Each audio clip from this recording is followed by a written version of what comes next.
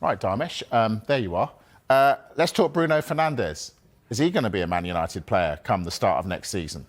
I think the next few days are really, really crucial because we know that Al-Hilal are prepared to pay around £100 million to sign Bruno Fernandes. They're prepared to pay him around £700,000 a week to make him one of the most highest paid players in world football. It's our understanding that Bruno Fernandes still hasn't made a decision about whether he wants a new challenge and to leave Manchester United for Saudi Arabia. We understand that he's speaking with his family because not only is it going to be a big move for him, it's clearly good for his family as well. So I think these are really, really crucial days, Mike, with regard to the future of Bruno Fernandes. As far as Manchester United are concerned, they do not want to sell Bruno Fernandes. They haven't received a formal offer as yet. And I'm told that they will only consider any kind of offer for Bruno Fernandes if, of course, an offer comes in, but if Bruno Fernandes makes it clear to them and communicates to them that he does indeed want to seek a new challenge. So that is a situation that Bruno Fernandes and Manchester United find themselves in at the moment. You could argue, look, on the pitch, they can barely afford to do without him because of how he performed last season. Where would they have been had Bruno Fernandes not performed like he did? But then off the pitch, you kind of have to ask yourself the question, can they afford not to accept a bid that is worth around £100 million for someone who's going to be 31 in September? He's got 2 years left on his contract at Manchester United. He signed it quite recently. It runs until 2027. United clearly don't want to sell, but if Bruno Fernandes makes noises, I want to see what they've got to say, see what they offer, then Manchester United will then weigh it up. It's a really interesting one. As is Antony's situation. Is he coming back to United? Well, by the terms of his contract, at the moment, he is. He had a really good spell at Real Betis, scored 9 goals in 24 starts for them at the back end of last season. It was a straight loan move from Manchester United to Real Betis.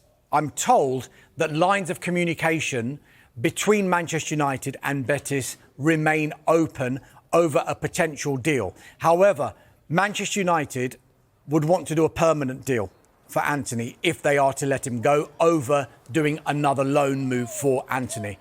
And a permanent move, it's going to be really, really difficult for Real Betis to be able to afford the kind of asking price Manchester United would want. If you go back to January and Manchester United tried to do a permanent deal for Antony, I'm not sure how much money they could actually ask another club.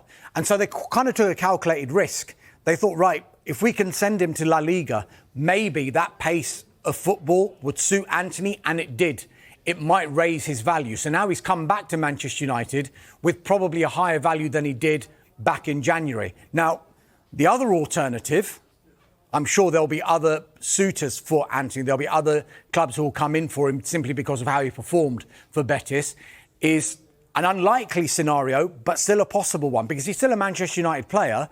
So could he yet be reintegrated into the Manchester United squad under Ruben Amorim? Why would it be any different? Sounds outlandish at the moment. It does. But if I was to compare the two situations that they had earlier on last season, Marcus Rashford and Antony, they both went on loan. Marcus Rashford to Aston Villa, Antony to Real Betis. In the lead up to Marcus Rashford going on loan to Aston Villa, he was completely admonished from the Manchester United first team squad. He wasn't involved at all.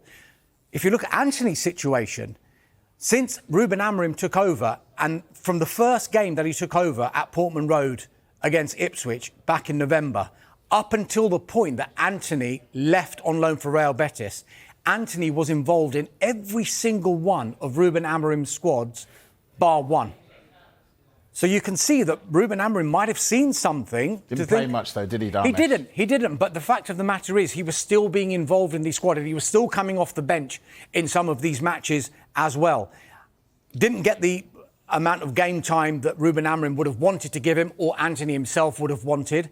Hence, he's gone out on loan, performed as well as he has, and maybe could he come back and pre-season training, Ruben Amorim take another look at him and say, yes, maybe I'm going to give you another chance, see what you can do, or with a higher value, Manchester United can get a bit more money for him if they were to sell him. Yeah, interesting. Well, amazingly, Darmesh has already gone. He's had enough of us already. But Carve's here. Liam Delap, what's the latest with his proposed move to Chelsea? Well, look, I think it's getting very, very close to being completed now. He's just finishing off his medical today. Once that is done and that is passed, then I think Chelsea will announce it pretty quickly. We told you last week that the deal was basically agreed. Lots of clubs have been interested in signing Liam Delap. He's got this £30 million release clause. He picked Chelsea. Chelsea are delighted about that because he was one of their top targets. And I think for a player of his age and experience in the Premier League and the goals he scored last season, £30 million is a very good price.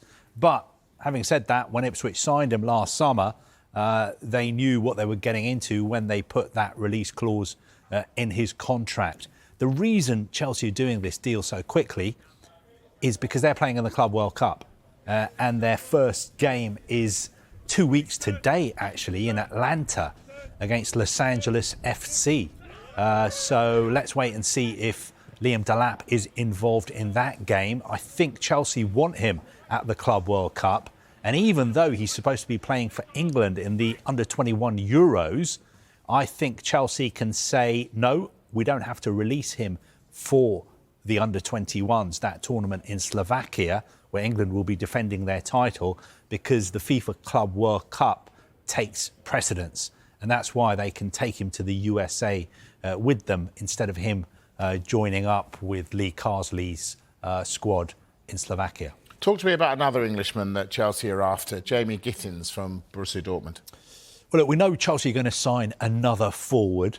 They may sign another out-and-out striker as well, but they'll definitely sign a player who can play on the left-hand side of their forward line. We've told you they're interested in players like Alejandro Garnacho, Nico Williams, and also Jamie Gittins, a player they've been watching for a long time. Now, this morning, Mike Maguire and the Daily Telegraph reported that Chelsea has actually made a move for him and started talks with Borussia Dortmund. Sky Germany are telling us that there have been talks, but no official bid has been made. He's on a list of about 8 or 9 players Chelsea are looking at in that position. And if they were to make a move for him and sign him, it would make a lot of sense. He's 20 years old. He would fit into their wage structure. He's developed very well since he's been at Borussia Dortmund. He's got experience of playing in England. He started out at Reading. I think he spent a bit of time at the Chelsea Academy before moving to Manchester City as well. And we've seen Chelsea's model, really, under their present owners, is to buy young, developing players who fit into their wage structure. Do you see Chelsea being really busy in this window? I think they will be. Yep, we've been told that they will be busy. I think they will be busy before the Club World Cup, and they'll be busy when the real transfer window opens on June the 16th, and that, of course, runs all the way to September. I think there'll be a lot of players leaving Chelsea. There'll be a lot of players coming back who are out on loan. There'll be players who they've signed in the past couple of months who stayed at their clubs who will be coming back. So it will be very, very busy. I don't think there'll be an overhaul of the squad, but I think there is plenty of work to do with just making sure that Enzo Maresca has the squad that he needs next season, because Chelsea have to kick on. You know, next season, it's about winning a major trophy. It's about really challenging for the title. It's about getting back into the Champions League and having a very, very good season in that competition as well. They can't be finishing 4th and 5th and 6th and 7th for much longer. Do they kick on with Alejandro Garnacho amongst their ranks? I'm not sure if they're going to make another move for him at the moment. We know there's a strong possibility that he could leave Manchester United this summer. We also know for a fact that Chelsea were very interested in signing him last January. So I think it's a possibility. And obviously there's lines of communications open between the two clubs. The two clubs have very good relations at senior levels. They need to sort out the future of Jadon Sancho as well. So he is a player who has been a Chelsea target. I'm not sure, I don't have any information at the moment that they've made a move for him before the Club World Cup starts. OK, so United seemingly have a decision to make on Garnacho, along with a host of other players. Now, the winger has cut a pretty unhappy figure in recent weeks, especially when he discovered he wasn't starting in the Europa League final in Bilbao. His overall season saw him play the same number of games as the season before, but score a goal fewer and record 2 fewer assists. And we know he ended the campaign out of the team and none too happy about it.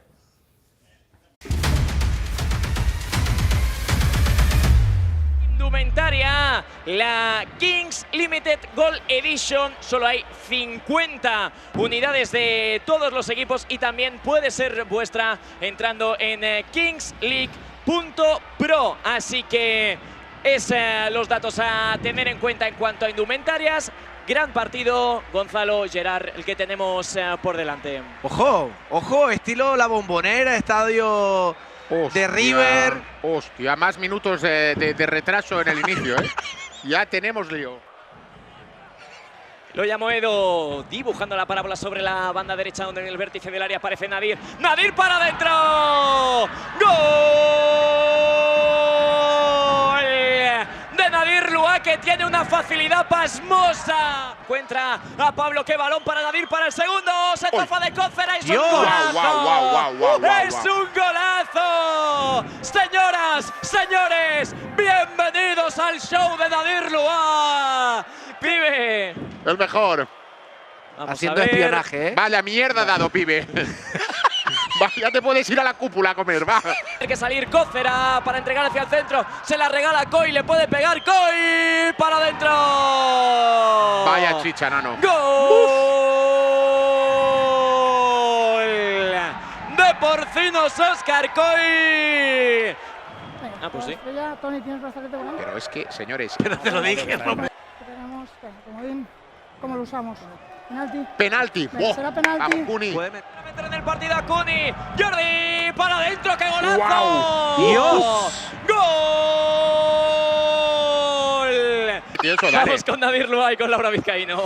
Pues sí, Nadir, 2 goles, victoria y a cuartos, enhorabuena. Sí, sabíamos que el partido iba a ser muy importante porque veníamos de una muy mala dinámica. El equipo ha estado bien, sufríamos defensivamente y creo que hemos estado muy juntitos. Y nada, primer objetivo cumplido. Os espera Science, rival complicado, imagino. Sí, empatamos contra ellos y en shootout perdimos. Ha quedado segundo por algo. Nada, concentración, confianza con nosotros mismos y intentar ganar para el sábado estar en el Wizzing. Os lo veremos mañana, mucha suerte.